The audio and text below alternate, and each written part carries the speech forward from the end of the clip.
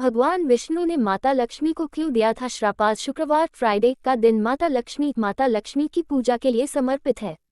आज लोग माता लक्ष्मी का आशीर्वाद प्राप्त करने के लिए कई प्रकार के उपाय करते हैं, जिन पर माता लक्ष्मी की कृपा हो जाती है, वह धन धान्य से परिपूर्ण हो जाता है। हर कोई उनका आशीर्वाद प्राप्त कर लेना चाहता है। कोई नहीं चाहता कि माता लक्ष्मी उससे नाराज हो जाएं।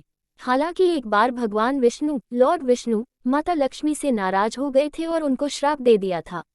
आखिर ऐसा क्यों हुआ? पढ़े ये पौराणिक कथा। एक समय की बात है, माता लक्ष्मी एक सुंदर अश्व को देखने में इतनी ध्यानमग्न थी कि उन्होंने भगवान विष्णु की बातों पर ध्यान नहीं दिया।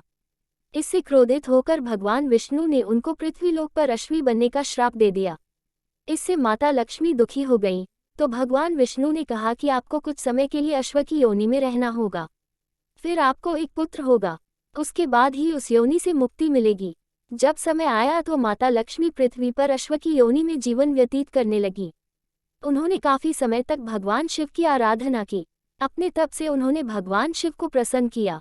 भगवान शिव ने कहा कि आपके पति भगवान विष्णु इस पूरे संसार के पालनहार हैं। एक स्त्री का पति ही उसका भगवान होता है। आपको केवल भगवान विष्णु की आराधना करनी चाहिए।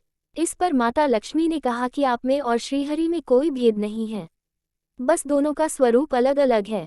आप ये दुख दूर कीजिए ताकि वह अश्व की योनि से मुक्त हों। इस पर प्रसन्न होकर भगवान शिव ने उनको आशीष दिया और भगवान विष्णु को पृथ्वीलोक पर जाने के बारे में अवगत कराने का वचन दिया। कुछ समय बाद भगवान विष्णु ने अश्व रूप में अवतार लिया और माता लक्ष्मी के साथ अश्व योनि में समय व्यतीत किया।